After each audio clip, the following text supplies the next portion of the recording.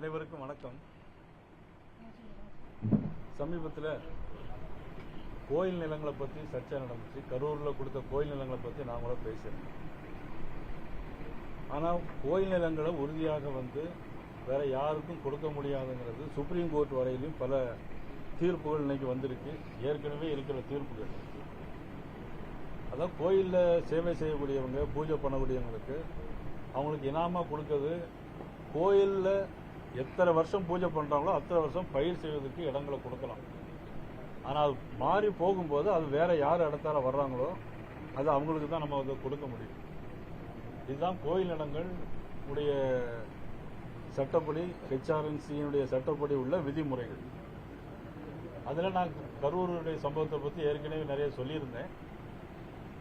ஆனால் இப்போ திருநெல்வேலியை பொறுத்த மட்டும் நெல்லையப்பர் காந்தியம்பாளுடைய கோயில் நிலங்கள் இருக்கு. அதுலேயும் குறிப்பாக குடியிருப்புகள் இருக்கு. குடியிருப்புகளை ஏற்கனவே பழைய அரசாங்கம் கோர்ட்டில் போட்டு அந்த குடியிருப்புகளை காலி பண்ணணும்னு வந்தாங்க.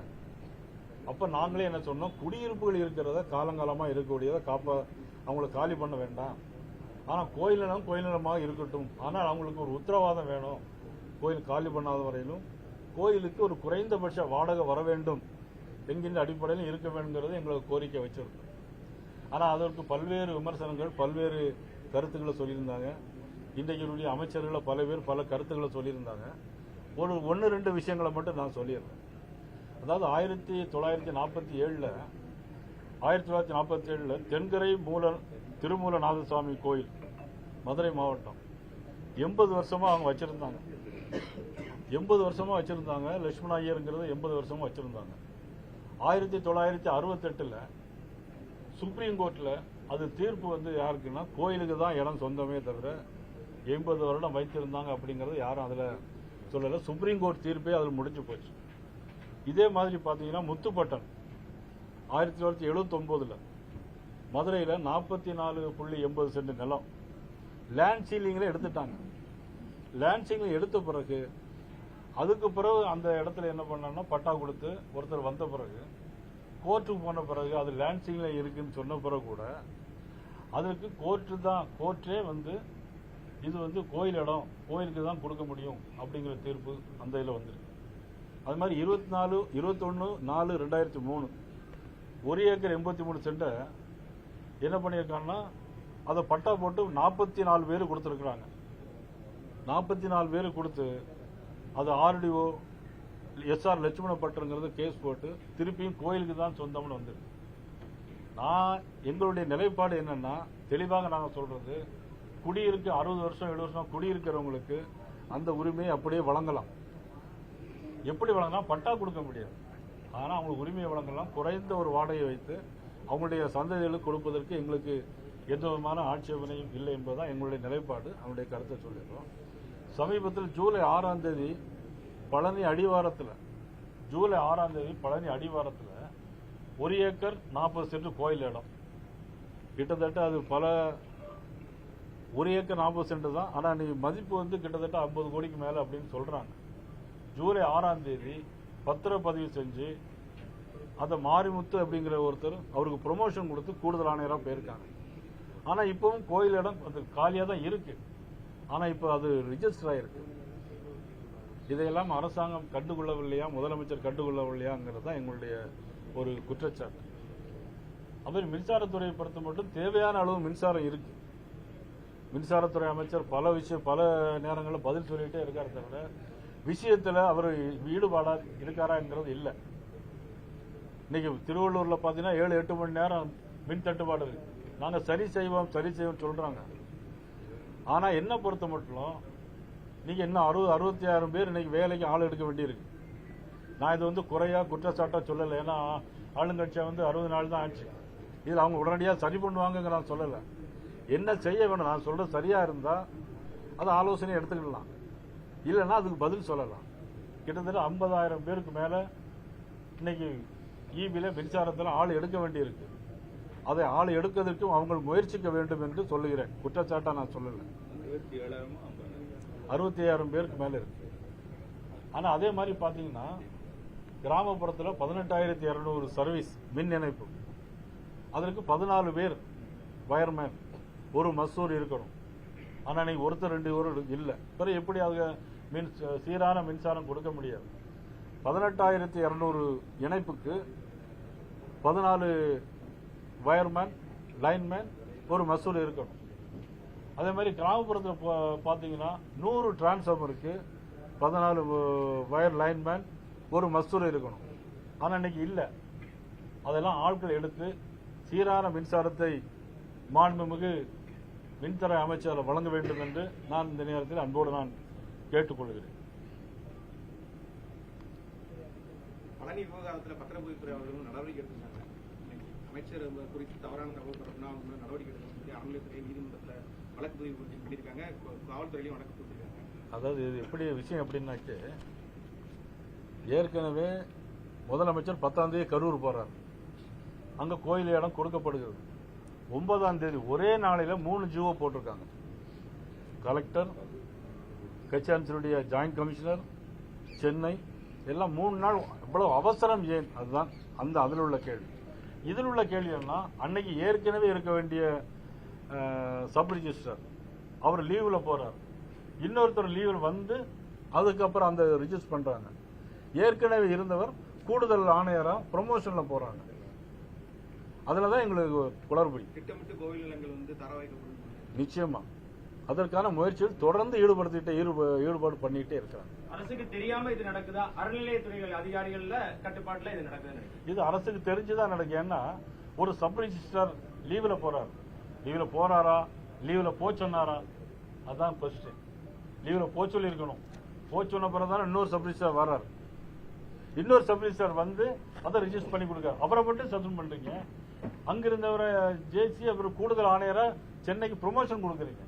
அப்ப இது திட்டமிட்டு செய்யப்பட்டதானே சொல்ல முடியும். லஞ்சம் ஊழல் இல்லை அப்படின்னு சொல்லக்கூடியது ஒரு ஆரம்பம் அப்படிங்கிற மாதிரி இருக்கா? லஞ்சம் ஊழலுக்கு இந்த ஆட்சியினுடைய லஞ்ச ஊழலுக்கான ஆரம்பம் பார்க்கலாம். லஞ்ச ஊழல் ஆரம்பிச்சுட்டாங்க. முதல்வர் லஞ்ச ஊழல் வந்து மேடையில தான் வசனத்துல சொல்றாரு. மேடையில ஸ்டுடியோல பேசுற வசனம் மாதிரியே யாரும் கொடுக்காங்கன்னு சொல்றாரு. யாரும் கொடுக்காங்க, கொடுத்தீங்கன்னா உங்களோட சகோதரர் விஜய் இருக்கிறேன், உங்களோட மகன் விஜய் இருக்கிறேன், உங்களுடைய மாமா விஜய் இருக்கிறேன், நான் உங்களை ஒன்றும் செய்ய மாட்டேன். டாஸ்மாக்ல வந்து எல்லாரும் பிள்ளைகள் போராடினா அந்த 50 பிள்ளைகள் போட்டு நான் லத்தி சார்ஜ் பண்ணுவேன். இப்படிலாம் சொல்லுவார். அவர் லைவ்ல தானே போயிட்டு இருக்கு. இப்படிதான் சொல்லுவாரு. இல்ல சினிமா வசனத்தை எத்தனை நாளைக்கு ஓட்டிட்டு இருக்க முடியும்? இது மாதிரி பிரஸ்ல கூப்பிட்டு நீங்க கேட்கிற கேள்விக்கு பதில் சொல்ல வேண்டியதானே, நேரடியா பதில் சொல்ல வேண்டியதானே. அங்கங்க மேடல் ஏறி வீர வசனம் பேசிக்கிட்டு இப்படி மட்டும் பேசிக்கிட்டு இருந்தனா என்ன அர்த்தம் இருக்கு? நீங்க நிர்வாகங்கிறது வேற, சினிமாங்கிறது வேற. நீ பேச்சுக்கு வேணா சொல்லலாம் லஞ்சம் இல்லைன்னு. எங்க லஞ்சம் இல்ல? லஞ்சம் இல்லாத ஒரே இடம் வந்து அங்க 9ஆம் தேதி அவர் ஜீவோ போட்டாங்களோ அங்கேயும் பழனி. இதுல அதுலயும் லஞ்சம் இருக்கு. பழனியில நிச்சயம் லஞ்சம் இல்லாம முடியாதுல்ல. பாட்டிலுக்கு 10 ரூபா வாங்கல. பாட்டில் 10 ரூபா வாங்கலன்னு 10 ரூபா மட்டும் எப்படி கரெக்டா சொல்றீங்க நீங்க? அவரு சொன்னாங்க 10 ரூபாய்க்கு பாட்டு பண்ணதான் நான் சொல்றேன். அவரு பாட்டிலுக்கு நீங்க டாஸ்மாக் கடைகளை குறைப்போன்னு சொன்னீங்க. டாஸ்மாக் 50 பிள்ளைகள் அரியலூர் மாவட்டத்தில் கோட்டாலி கிராமத்தில் பிடிச்சி தள்ளுமுள்ளு 50 பிள்ளைகள் அங்கேயும் விரட்டி காவல்துறை அடிச்சிருக்கான். அந்த தாய் மாமன் கேட்கலையே. தாய் மாமனும் அண்ணனே கேட்கலையே. 50 பிள்ளைகள், பொம்பளை பிள்ளைகள் கேட்கல. நீங்க மரத்தனை ஓடின பொம்பளை பிள்ளைலாம் பிடிச்சு அமுக்கிட்டே இருக்கீங்க. போக்சோ குற்றம் கேட்கலையே. அரசு அலுவலகங்கள்ல நேர்மை என்னும் வாசம் வீச தொடங்கி இருக்கு அப்படின்னு சொல்லி இன்னைக்கு ஒரு நாளேடு வந்து தலையங்கமே எழுதியிருக்கிறாங்க சார். எப்படி பாக்குறீங்க? ஒரு நேர்மை இருக்குதா? ஊழல் இல்லாத ஒரு இடமாக அரசு அலுவலகங்கள் மாறிட்டு இருக்கு அப்படின்னு சொல்லி அந்த நாளேடு தலையங்கத்தை எழுதியிருக்காங்க. நீங்க சீனி சக்கரை அப்படின்னா எழுதிட்டு நக்குனா இனிக்காது. எத்தனை காலத்துக்கு நீங்க இந்த ஏமாத்த முடியும் மக்களை? நீங்க என்ன ஓட்டு இருக்கலாம், நீங்க பேசலாம், மக்கள் கூட்டம் வரலாம். பாரதிய ஜனதா கட்சியை பொறுத்த மட்டும் எங்களுக்கு அதுவான பிரச்சனை அல்ல. எங்களுக்கு தமிழ்நாட்டு மக்களுக்கு நன்மைகள் வரணும். இன்னைக்கு கர்நாடக மாநிலத்தில் அணைகள் கட்டக்கூடாது, மேகதாது அணை கட்டக்கூடாது. இங்க இப்ப அளக்கிறதுக்கு எல்லா வேலையிலும் ஆரம்பிச்சுட்டாங்க. நீங்க காங்கிரஸ் கட்சியை கூட அமைச்சரவையில் வச்சிருக்கிறீங்க. கர்நாடகத்தில் டி.கே. சிவகுமார் காங்கிரஸ் கட்சியுடைய முதலமைச்சர். ராகுல் காந்தி காங்கிரஸ் கட்சியினுடைய தலைவர் ராகுல் காந்திக்கு நெருங்கிய நண்பர். இங்க இருக்க காங்கிரஸ் கட்சியினுடைய தலைவர் அவருக்கு நெருங்கிய நண்பர். நீங்க ஒரு போன்ல சொன்னா போற இன்னைக்கு அங்கெல்லாம் அளவியல் வேலையெல்லாம் ஆரம்பிச்சுட்டாங்க. இதனால விளைவு என்ன ஆகும்னா காவிரி டெல்டா பகுதி வறண்டு போகும். டெல்டா பகுதி வறண்டு போகும். தமிழக மக்களுக்கு பெரிய பாதிப்பு ஏற்படும். இதை தமிழக முதலமைச்சர் இதுவரையில் ஒரு அக்கறை எடுக்கிறது. இதுவரையிலும் இங்கே வந்திருக்கும் போது கூட அந்த அமைச்சர் சொல்லியிருந்தாரு, திருநெல்வேலி வந்திருக்கும் போது கூட எப்ப திறக்கிறதுக்கு வாய்ப்பு இருக்கு கேள்வி இதற்கான பதிலாம் அவங்க சொல்ல தயாரா இருக்காரு. இன்னைக்கு ஜூன் 12ஆம் தேதி மேட்டூர் அணை திறந்திருக்கணும். இன்னைக்கு தேதி இன்னைக்கு 14, ஒரு மாசம் 2 நாள் ஆச்சு. ஜூலை 14 ஆச்சு. இன்னைக்கு காவிரி ஏற்கனவே திறக்கல, ஏற்கனவே அங்க அணை கட்டிட்டு இருக்காங்க.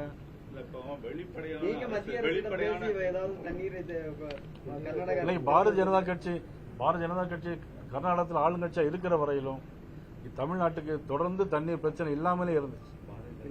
இன்னைக்கு அந்த அரசாங்கம் செய்யணும். அரசாங்கத்தை நாங்க நிச்சயமாக பாரத பிரதமர் நாங்கள் தமிழக பாரதிய ஜனதா கட்சி சார்பாக எங்களுடைய கருத்தை பிரைம் மினிஸ்டருக்கு நாங்கள் வலியுறுத்துவோம். வெளிப்படையான ஆட்சின்னு சொல்றாரு. குறிப்பா வந்து தாவேக ஆட்சினாலே வெளிப்படையான ஆட்சி சொல்றாங்க. ஆனா குறிப்பாக அவர் கடந்த முறை திருச்சிக்கு வந்திருக்கும் கூட அவங்க செய்தியாளர்கள் உள்ள அனுமதிக்கப்படல அந்த கூட்டாளர்கள. அதே போல இப்போ கரூருக்கு வரும்போதும் மக்கள் சந்திப்பு கூட்டமா இருக்கட்டும் அல்ல அரசு நிகழ்ச்சியா இருக்கட்டும் பத்திரிகையாளர்கள் உள்ள யாரும் அனுமதி இல்லைன்னு சொல்றாங்க. இது எப்படி பாக்குறீங்க? ஒரு வெளிப்படையான ஆட்சின்னா எல்லாமே பார்க்கக்கூடியது இல்ல, அவரால் எதுவும் பதில் சொல்ல முடியாது. நீ கேட்கிற கேள்விக்கு பதில் சொல்ல எழுதி கொடுக்கறத மட்டும் வாசிக்க முடியுமே தவிர நிகழ்ச்சிக்கே உள்ள அனுமதிக்கப்படல யாருமே பத்திரிகையாளர்கள். இல்ல, அதே பெரிய இதுதானே. நீங்க பத்திரிகை அனுமதிக்கலன்னா அதே பயந்து போய் தானே இருக்காருன்னு அர்த்தம். அது தாவேகாவிடமிருந்து எங்களை தொடர்பு கொண்டதால் தான் நாங்க வந்து தாவேகாவில சேர்ந்தோம்னு சொல்லி 2 கரூர்ல இருக்கக்கூடிய எம்எல்ஏ பதவியை ராஜினாமா பண்ண விஜயபாஸ்கர் வந்து நான் ஏற்கனவே நான் சொல்லிட்டு தான் இருக்கேன். சட்டமன்ற உறுப்பினர் மன்னார்குடி சட்டமன்ற உறுப்பினர் திரு காமராஜ் அவர்களுடைய இதிலிருந்து குதிரை பேரம் தொடர்ந்து நடந்து கொண்டே இருக்கிறது. இங்கிருந்து போற எல்லாருமே புஷி ஆனந்த பாக்குறாங்க. நான் ஏற்கனவே சொல்லிருக்கேன், Bussy Anand busy with cars trading சொல்லியிருக்கிறேன். தொடர்ந்து அவர் புஷி ஆனந்த் இருந்து கொண்டே இருக்கிறார். குதிரை பேரத்தில் தொடர்ந்து கொண்டே இருக்கிறார். குதிரை பேரம் நடந்து கொண்டே இருக்கிறது. நிச்சயமாக இதற்கு ஒரு முடிவு கட்டியாக வேண்டும். எம்ஆர் பாஸ்கர் உண்மையிலே மறுத்திருக்காரு. நாங்களே நினைச்சுதான் வந்து தாவேகாக்கு பேருக்கும் தவிர நாங்க மனதளவுல நாங்க தாவேகா போன் நினைச்சுதான் பேருக்கும் தவிர எங்கேயும் குதிரை பேரம் நடக்கல சொல்லி கரூர் விஜயபாஸ்கர் சொல்லியிருக்காரு. என்ன அவசரம் வந்திருக்கு இப்போ? ஏன் அவங்க வந்து போனாங்க? இல்ல, விஜய் சொல்லிருக்காரு குதிரை பேரம் நடத்தல, ஒட்டக பேரம் நடத்தல, யானை பேரம் எதுவுமே நடத்தல. நாங்க நல்ல ஆட்சி நடத்திட்டு வரோம் மட்டும் சொல்லியிருக்காரு. இல்ல, இந்த குதிரை பேரத்துக்கு எதிராக பாரதிய ஜனதாவினுடைய நடவடிக்கை என்னவாக இருக்கும்? இல்ல, அது வந்து தொடர்ந்து குதிரை பேரத்துக்கு சட்டப்படி எது நடவடிக்கை எடுப்பாங்களோ அதை எடுக்க வேண்டும். கூட இருக்கவங்க எல்லாம் அரசு பதவி கொடுத்துட்டு இருக்காங்க. இதெல்லாம் நீங்க எப்படி பாக்குறீங்க? நேற்று பாத்தீங்கன்னா லயோலோமணி அப்படிங்கிறது பாடநூல் கழகத்துல தலைவராக கொடுத்திருக்காங்க. இந்த மாதிரி தொடர்ச்சியா கூட இருக்கவங்களுக்கு எல்லாம் அரசு பதவி. அதாவது மக்களை மதிக்காமல், தமிழ்நாட்டு மக்களுக்கு என்ன தேவையோ என்பதை உணராமல், தனக்கு கூட ஃப்ரெண்ட்ஸ் யாரெல்லாம் இருப்பாங்களோ அவங்களுக்கெல்லாம் பதவி கொடுக்கறதா இருந்தா தமிழ்நாட்டு மக்களுடைய வாக்குகளை அவர்கள் தவறாக பயன்படுத்துகிறார்கள். தமிழ்நாட்டு மக்களுடைய எண்ணங்களை, தமிழ்நாட்டு மக்களுடைய நலன்களை தவறான முறையில் பயன்படுத்த. டெல்லி ரெப்ரசன்டேட்டிவ் அவர் சினிமா டைரக்டர். இப்ப நேற்றுக்கு ஒண்ணு நீங்க சொன்னீங்களா? ஆமா, லயோலோமணி. அப்ப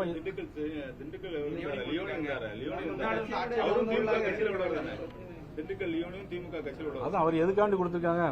இவருக்கு வேண்டிய ஆளுக்கு 2 கொடுத்துட்டு ஊரை ஒண்ணு கொடுக்க வேண்டியதான், ஒரு ஆசை ஒண்ணு போட வேண்டியதான். அதுக்காக வேண்டியதான் குறை சொல்லிடக்கூடாதுங்க. லீடர்ஸ் அமைப்பு பொள்ளாச்சி மாநாடு, முன்னாள் பாஜக தலைவர் அண்ணாமலை மாநாடு, பாஜகவோட பார்வை என்ன? அவங்க ஒரு கட்சி ஆரம்பிச்சிருக்கிறாங்க. அதுல வந்து நம்ம ஒண்ணு கருத்து சொல்ல முடியும்.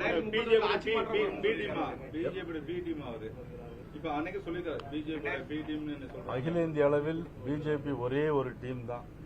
அது எங்களுடைய அனைத்து இந்திய தலைவர் விதின் நபின் ஒருத்தர் தலைவர். தமிழகத்தில் பிஜேபியால் கால் ஊன முடியாத காரணத்தினால அண்ணாமலை மூலமாக தமிழகத்தில் ஏதாவது ஆட்சி அமைக்கலாமா, இல்லைன்னா வருகிற பாராளுமன்றத்தை எதிர்கொள்ளாமான ஒரு செயலில் ஈடுபடுவதாக திமுக. தமிழ்நாட்டில் பிஜேபி இப்பொழுது இல்லைன்னு சொல்லலாம். ஒரு எம்எல்ஏ தான் வச்சிருக்கிறோம். மேற்கு வங்காளத்தில் இதுக்கு முன்னால 77 எம்எல்ஏ வச்சிருந்தோம். அதுக்கு முன்னால 0 எம்எல்ஏ. இப்போ இன்னைக்கு 207 எம்எல்ஏ. அஸ்ஸாமில் இன்னைக்கு ஒவ்வொரு சட்டமன்ற தொகுதியிலும் 46 ஓட்டு வித்தியாசம் ஜெயிச்சிருக்கோம். தமிழ்நாட்டில் நாங்கள் நிச்சயமா வெற்றி பெறுவோம். தமிழ்நாட்டினுடைய போயாபல்ஸ் தான் வந்து விஜய் அப்படின்னு சொல்லி கனிமொழி சொல்லி இருக்கிறாங்க. ஒரு பொய்யை திரும்ப திரும்ப பேசக்கூடிய அந்த தத்துவத்தை பிரதிநிதித்துவப்படுத்தி இப்படி பேசியிருக்கிறத எப்படி பாக்குறீங்க? அது அந்த அளவுக்கு நான் சொல்ல முடியாது, பொய்ய சொல்றான்னு சொல்றேன். கம்யூனிஸ்ட் கட்சி வீரபாண்டி என்ன சொல்லிருக்காரு, உள்ளாட்சி தேர்தலில் தனித்து போட்டியிட வாய்ப்பு இருக்கிற மாதிரி பேசியிருக்காரு. அவங்க தனித்து போட்டிட்டு ஆட்சி பண்ணவில்லையா? கூட்டணியில தான் பிரச்சனை ஏற்படுது. அதான் அவங்க ஏற்கனவே கூட்டணியில் என்ன சொல்லியிருக்காங்கன்னா, திருமாவளவன் அவர்கள் சொல்லும்போது நாங்கள் வந்து திரு ஸ்டாலின் அவருடைய நட்பாக இருக்கிறோம், இங்கே கூட்டணியில் இருக்கிறோம் அப்படின்னு ஒரு ஸ்டேட்மெண்ட். அதன் பிறகு பார்த்தீங்கன்னா 2029 எல்லாரும் சேர்ந்து பிஜேபியை நாங்கள் எதிர்க்கணும் அப்படிங்கிறாங்க. இதில் அவங்களுடைய ஒவ்வொருத்தருடைய கூட்டணியுடைய ஒவ்வொருத்தருடைய ஸ்டேட்மெண்ட்டும் முன்னுக்கு பின் முரணாக இருக்கிறது.